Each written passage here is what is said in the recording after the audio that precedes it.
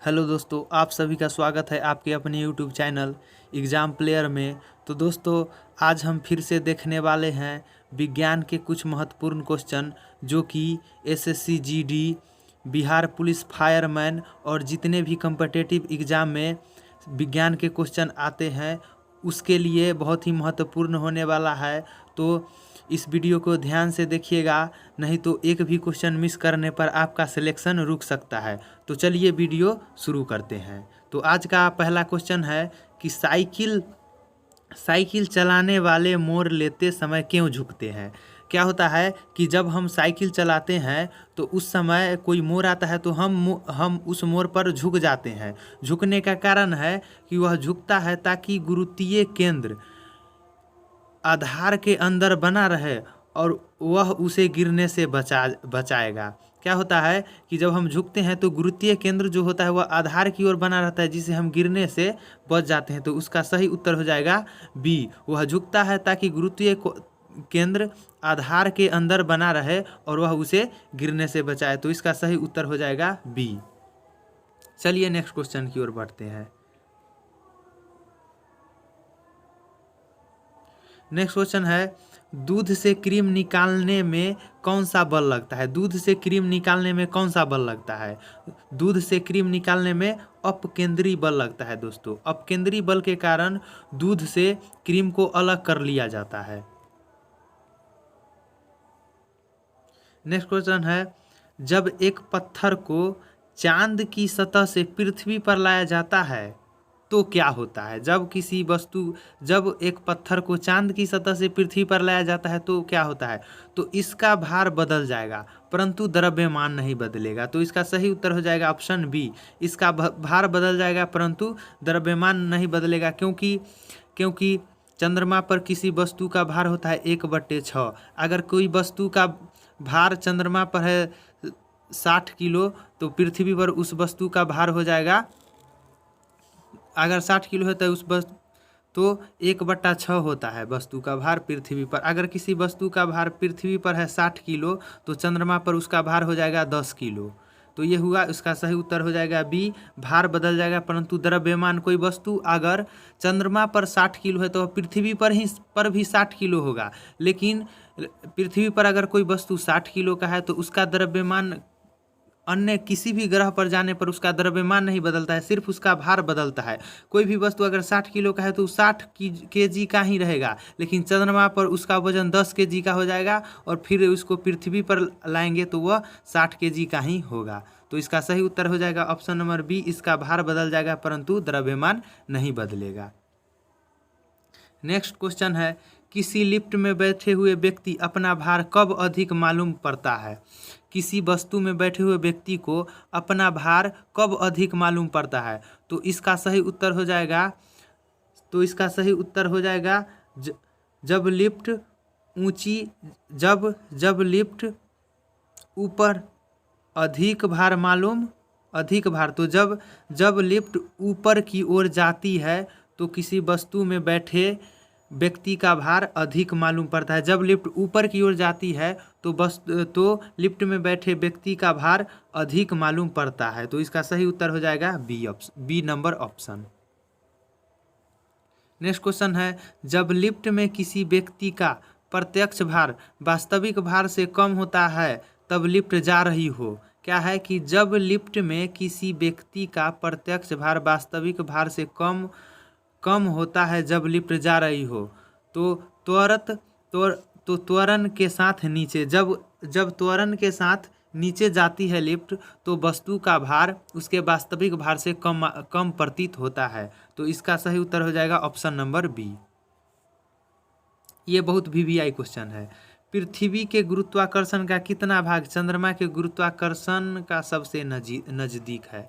पृथ्वी के गुरुत्वाकर्षण का कितना भाग चंद्रमा के गुरुत्वाकर्षण के सबसे नज़दीक है। तो इसका सही उत्तर हो जाएगा ऑप्शन सी 1/6। ऊपर हमने बोला था कि अगर किसी वस्तु का भार पृथ्वी पर 60 किलो है तो चंद्रमा पर वो 10 किलो का हो जाएगा। तो इसका सही उत्तर हो जाएगा ऑप्शन सी 1/6।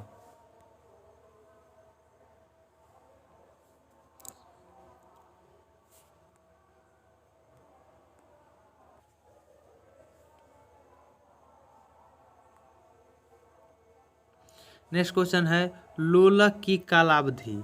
लोलक की कालावधि है इसके लंबाई के ऊपर निर्भर करता है। लोलक की जो काल अवधि है घूमने की, वो इसके लंबाई के ऊपर निर्भर करता है। जितना अधिक लंबाई होगा, जितना अधिक लंबाई होगा लोलक की काल अवधि उतना ही अधिक होगा, और जितना उसका लंबाई कम होगा उतना ही उसका काल अवधि कम होगा। तो इसका सही उत्तर हो जाएगा ऑप्शन बी। इसका सही उत्तर हो जाएगा ऑप्शन बी, लंबाई के ऊपर निर्भर करता है। नेक्स्ट क्वेश्चन है लोलक घड़ियाँ गर्मियों में क्यों सुस्त हो जाती है। लोलक घड़ियाँ गर्मियों में क्यों सुस्त हो जाती है। तो लोलक घड़ियाँ गर्मियों में इसलिए सुस्त हो जाती है क्योंकि लोलक की लंबाई बढ़ जाती है, जिससे इसकी दोलन में लगा हुआ समय बढ़ जाता है। तो इसका सही ऑप्शन सी हो जाएगा, लोलक की लंबाई बढ़ जाती है जिससे इसकी दोलन में लगा हुआ समय बढ़ जाता है। गर्मियों में लोलक की लंबाई जो होता है दोस्तों बढ़ जाता है। तो इसका सही उत्तर हो जाएगा ऑप्शन सी। नेक्स्ट क्वेश्चन है किसी सरल लोलक की लंबाई 2% बढ़ा दिया जाए तो उसका आवर्तकाल। जब किसी लोलक की लंबाई 4% बढ़ा दिया जाए तो उसका आवर्तकाल जो होगा 2% बढ़ जाएगा। इसको 4% बढ़ाएंगे तो इसका रूट हो जाएगा, √4 बराबर 2% बढ़ जाएगा। तो इसका सही उत्तर हो जाएगा 2% बढ़ जाएगा। नेक्स्ट क्वेश्चन है पार्श्व विकृति तथा अनुदैर्ध्य विकृति के अनुपात को कहते हैं। पार्श्व विकृति तथा अनुदैर्ध्य विकृति के अनुपात को क्या कहते हैं। तो इसको कहते हैं पोआसो अनुपात। पोआसो अनुपात, इसका सही उत्तर हो जाएगा ऑप्शन ए, पोआसो अनुपात। नेक्स्ट क्वेश्चन है वर्षा की बूंद गोलाकार होती है। वर्षा की बूंद गोलाकार होती है सतही यानी पृष्ठ तनाव, सरफेस टेंशन के कारण वर्षा की बूंदें गोलाकार होती है। तो इसका सही उत्तर हो जाएगा ऑप्शन ए, सतही तनाव या पृष्ठ तनाव के कारण वर्षा की बूंदें गोलाकार होती है। नेक्स्ट क्वेश्चन है तेल दीप की बत्ती में तेल डैश के कारण ऊपर चढ़ता है। तेल दीप की बत्ती में तेल डैश के कारण ऊपर चढ़ता है। तो कोशिकीय क्रिया के सिकत्तों के कारण जो होता है बत्ती में तेल कोशिकीय क्रिया के कारण ऊपर की ओर चढ़ता है। नेक्स्ट है श्यानता की इकाई है। श्यानता की इकाई है, इस श्यानता की इकाई पोआइज होता है। इसको याद रखिएगा, बहुत ही महत्वपूर्ण क्वेश्चन है। श्यानता की इकाई पोआइज। नेक्स्ट है उत्प्लावकता। उत्प्लावकता से संबंधित वैज्ञानिक है। उत्प्लावकता का जो नियम है आर्किमिडीज ने जो उत्प्लावकता का सिद्धांत दिया था। तो इसका सही ऑप्शन हो जाएगा option number A, Archimedes. Next question है महान वैज्ञानिक आर्किमिडीज संबंधित थे, माने किस देश से संबंधित थे। तो ये ग्रीस से थे। आर्किमिडीज जो थे वो ग्रीस देश के निवासी थे। नेक्स्ट क्वेश्चन है ध्वनि तरंगों की प्रकृति होती है। ध्वनि तरंगों की प्रकृति होती है, यह होता है अनुदैर्ध्य तरंग। ध्वनि जो होता है वो अनुदैर्ध्य तरंगे होती है। नेक्स्ट है अपने उड़ान पथ में अवरोधकों की पहचान के लिए चमगादड़ निम्नलिखित में से कौन सी तरंग का उपयोग करता है। अपने पथ में अवरोधकों की पहचान के लिए चमगादड़ निम्नलिखित में से कौन से तरंग का प्रयोग करती है। तो ये पराश्रव्य तरंग का प्रयोग करता है। ऑप्शन नंबर सी हो जाएगा, पराश्रव्य तरंग का प्रयोग करती है चमगादड़। जब चमगादड़ उड़ता है तो वह उसके पथ में कोई रुकावट हो, इसके पहचान के लिए वह पराश्रव्य तरंग का प्रयोग करती है। तो इसका ऑप्शन सी हो जाएगा सही उत्तर। नेक्स्ट है पराश्रव्य ध्वनियाँ है जिनकी आवृत्ति जिसको हम सुन नहीं सकते हैं वो होता है 20,000 हर्ट्ज से अधिक। 20,000 हर्ट्ज से अधिक की ध्वनि को, आवृत्ति की ध्वनि को हम पराश्रव्य ध्वनि कहते हैं।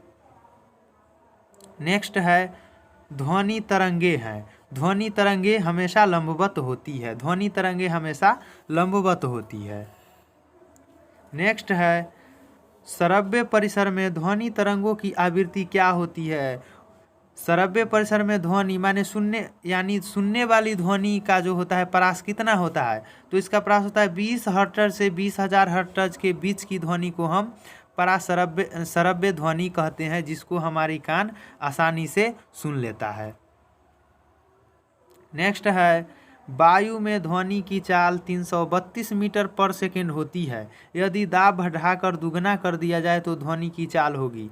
तो दाब बढ़ाने पर ध्वनि की चाल पर कोई परिवर्तन नहीं होगा, तो इसका सही उत्तर हो जाएगा 332 मीटर पर सेकेंड ही हो जाएगा। वायु में ध्वनि की वेग 332 मीटर पर सेकेंड है। यदि दाब बढ़ाकर दुगना कर दिया जाए तो इसके ध्वनि में कोई परिवर्तन नहीं होगा, 332 मीटर ही सही उत्तर होगा। तो इसका ऑप्शन बी हो जाएगा।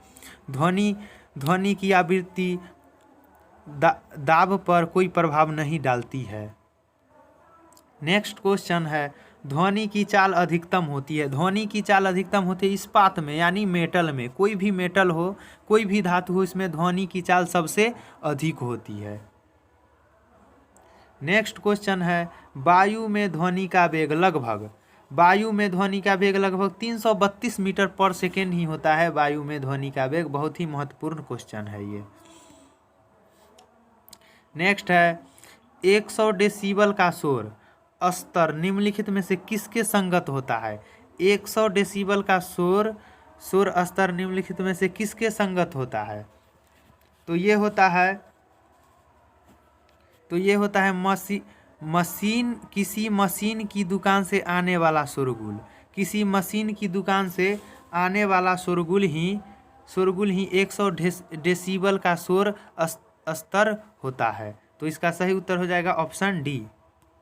आज का लास्ट क्वेश्चन, यदि सितार और बांसुरी पर एक ही स्वर बजाया जाए तो उनमें से उत्पन्न ध्वनि भेद निम्नलिखित में अंतर का कारण किया जा सकता है।